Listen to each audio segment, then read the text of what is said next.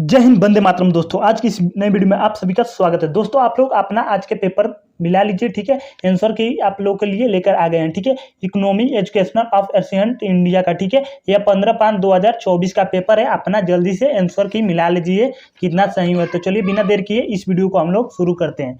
तो देख लीजिए, हमारे सामने यहाँ पर पहला प्रश्न दिया है, ठीक है। तो बोला है श्रेणी धर्म क्या है, तो इसका राइट जवाब हो जाएगा उनके अपने नियम और कानून। यही हमारा ऑप्शन बी हमारा सही हो जाएगा, ठीक है। और चलिए अब अगला क्वेश्चन देख लेते हैं। तो दूसरा क्वेश्चन दिया है, प्राचीन काल में श्रेणी संगठनों के प्रमुख को क्या कहा जाता था, तो ज्येष्ठक कहा जाता है। इसका आंसर ए होगा, ठीक है दोस्तों। इसका आंसर ए होगा। अब यहाँ आप देख लीजिए हमारा अगले क्वेश्चन की तरफ, जातक ग्रंथों में कितने प्रकार की श्रेणियों का उल्लेख है, तो इसका राइट जवाब हो जाएगा ऑप्शन नंबर ए 18, ठीक है। यही हमारा आंसर होगा, ठीक है। यहाँ पर अगला प्रश्न है, निम्नलिखित में से किस अभिलेख से प्रकट होता है कि प्राचीन श्रेणियां बैंक का भी कार्य करती थी। इसका सही जवाब होगा ऑप्शन नंबर सी, मंदसौर अभिलेख से। इसका सही जवाब मंदसौर अभिलेख से। अब चलिए यहाँ पर अगला प्रश्न देख लेते हैं। तो यहाँ पर हमारा 5 नंबर क्वेश्चन दिया है, निम्नलिखित में से कौन सा शब्द बाजार केंद्र को सांकेतिक करता है, तो इसका सही जवाब हो जाएगा ऑप्शन नंबर ए, यानी निगम। निगम हो जाएगा, ठीक है। यहाँ पर 6वां प्रश्न दिया है, निम्नलिखित में से जातकों में किसका वर्णन अत्यधिक धनी व्यापारी के रूप में हुआ है। इसका सही जवाब होगा ऑप्शन नंबर सी। यहाँ पर अगला प्रश्न को देख लेते हैं। यहाँ पर 7वां नंबर प्रश्न दिया है, निम्नलिखित में से कौन सा अक्षयनिधि जमा करता था। इसका सही जवाब हो जाएगा ऑप्शन नंबर डी, यानी श्रेणी।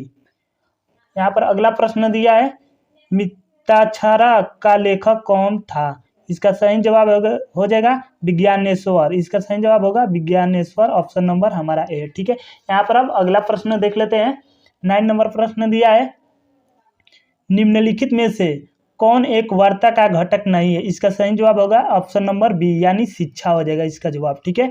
यहाँ पर दिया है, अदेव मातृक भूमि क्या थी, तो इसका जो सही जवाब हो जाएगा ऑप्शन नंबर बी, यानी 10वां का सही जवाब हो जाएगा ऑप्शन नंबर बी। यहाँ पर अगला प्रश्न दिया है, निम्नलिखित में से कौन से अभिलेख में अकाल से निपटने के उपायों का उल्लेख है। इसका सही जवाब हो जाएगा ऑप्शन नंबर ए, सहगौरा और महास्थान अभिलेख। यही हमारा जवाब हो जाएगा, ठीक है। यहाँ पर अब अगले प्रश्न पे चलते हैं। तो दिया है 12 नंबर प्रश्न, वैदिक काल में नैशिक शब्द किसके लिए उपयोग में था। इसका सही जवाब हो जाएगा ब्रह्मचारी के लिए, ठीक है। Option number C. यहाँ पर 13 नंबर प्रश्न दिया है, मौर्य साम्राज्य का पूर्वी भारत में प्रमुख बंदरगाह था।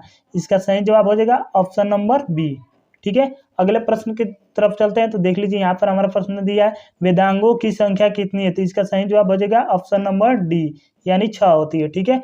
और यहाँ पर दिया है 15 नंबर प्रश्न, प्राचीन भारत में शिक्षा का प्रमुख केंद्र क्या था। इसका सही जवाब हो जाएगा गुरुकुल। इसका सही जवाब हो जाएगा गुरुकुल। यहाँ पर अगला प्रश्न दिया है 16 नंबर, निम्नलिखित में से कौन सा विश्वविद्यालय सबसे प्राचीन था। इसका सही जवाब हो जाएगा option number A, Takshashila.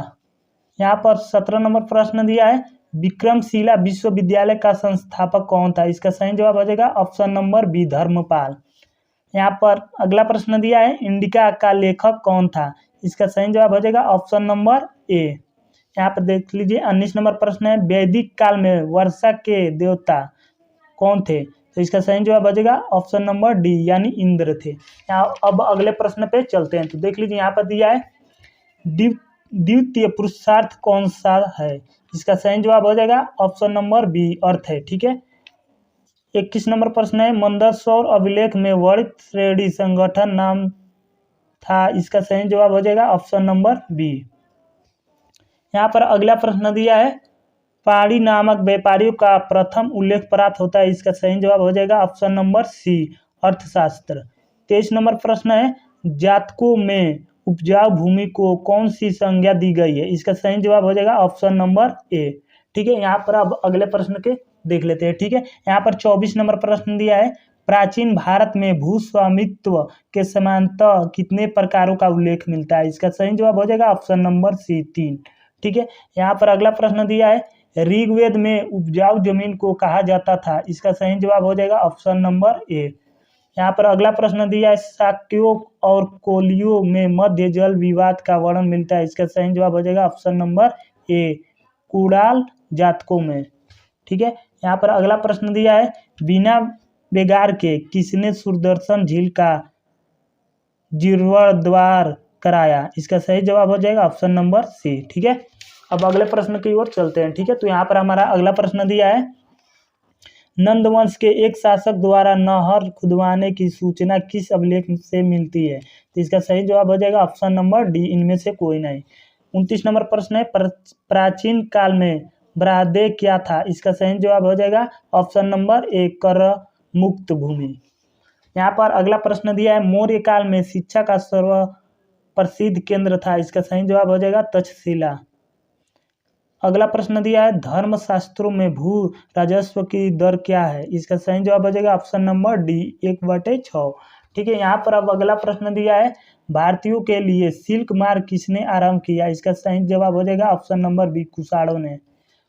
Maurya काल में चारगाह के रक्षक को क्या कहा जाता था। इसका सही जवाब हो जाएगा ऑप्शन नंबर डी। 34 नंबर प्रश्न दिया है, किस राजा ने सर्वप्रथम सुदर्शन झील का निर्माण कराया था। इसका सही जवाब हो जाएगा option number C, Chandragupta Maurya. अगला प्रश्न है 35 नंबर, रोम से भारत की ओर सोने के निकलने की बात किसने कही। इसका सही जवाब हो जाएगा ऑप्शन नंबर सी। ठीक है, अगला प्रश्न दिया है हमारे सामने, वैदिक काल में गोबर की खाद को क्या कहा जाता था। इसका सही जवाब हो जाएगा ऑप्शन नंबर ए, करिस। अगला प्रश्न दिया है, वैदिक काल में किस जानवर को अग्रगण्य माना गया है। इसका सही जवाब हो जाएगा गाय। ठीक है, ऑप्शन नंबर ए। अब अगले प्रश्न की तरफ चलते हैं, तो देख लीजिए यहाँ पर दिया है, ऋग्वेद में प्रयुक्त सीता शब्द का अर्थ निर्धारण कीजिए। इसका सही जवाब हो जाएगा ऑप्शन नंबर डी, इनमें से कोई नहीं। अगला प्रश्न दिया है, भाग और बलि क्या थे। इसका सही जवाब हो जाएगा ऑप्शन नंबर ए, धार्मिक अनुष्ठान। यहाँ पर देख लीजिए 40 नंबर प्रश्न दिया है, किस स्थान से हड़प्पा सभ्यता से संबंधित पक्की मिट्टी का हल मिला है। इसका सही जवाब हो जाएगा ऑप्शन नंबर सी, बनावली। अगला प्रश्न दिया है, ऋग्वेद में उल्लिखित यह शब्द किस कृषि उत्पाद हेतु प्रयुक्त किया गया। इसका सही जवाब हो जाएगा ऑप्शन नंबर डी, जौ। अगला प्रश्न दिया है, किस हड़प्पा स्थल से चावल का साक्ष्य प्राप्त हुआ है। इसका सही जवाब हो जाएगा लोथल, ऑप्शन नंबर ए। ठीक है, अगला प्रश्न दिया है, एक जूते हुए खेत की खोज की गई थी। इसका सही जवाब हो जाएगा ऑप्शन नंबर बी, कालीबंगा। अब अगला प्रश्न को देख लेते हैं, अगले प्रश्न को क्या कह रहा है। ठीक है, तो अगला प्रश्न दिया है, मानव द्वारा सर्वप्रथम प्रयुक्त अनाज था। इसका सही जवाब हो जाएगा ऑप्शन नंबर डी, जौ। 45 नंबर प्रश्न है, सार्थवाह किसे कहते हैं थे। इसका सही जवाब हो जाएगा ऑप्शन नंबर बी, व्यापारियों के कफीले को। अगला प्रश्न दिया है, श्रेणी क्या है। श्रेणी शिल्पकारों की समिति, ऑप्शन नंबर डी सही हो जाएगा। अगला प्रश्न दिया है, दैवभाग का लेखक कौन था। इसका सही जवाब हो जाएगा ऑप्शन नंबर सी। यहाँ पर 48 नंबर प्रश्न दिया है, धान की खेती का प्राचीनतम प्रमाण कहाँ से मिला है। इसका सही जवाब हो जाएगा ऑप्शन नंबर बी, लहुरादेव। अगला प्रश्न दिया, खद्दानों की कृषि सर्वप्रथम प्रारंभ हुई थी। इसका सही जवाब हो जाएगा ऑप्शन नंबर सी, नवपाषाण काल में। लास्ट क्वेश्चन दिया, प्राचीन काल में आर्यों के जीविकोपार्जन का मुख्य साधन था। इसका सही जवाब हो जाएगा ऑप्शन नंबर सी, कृषि।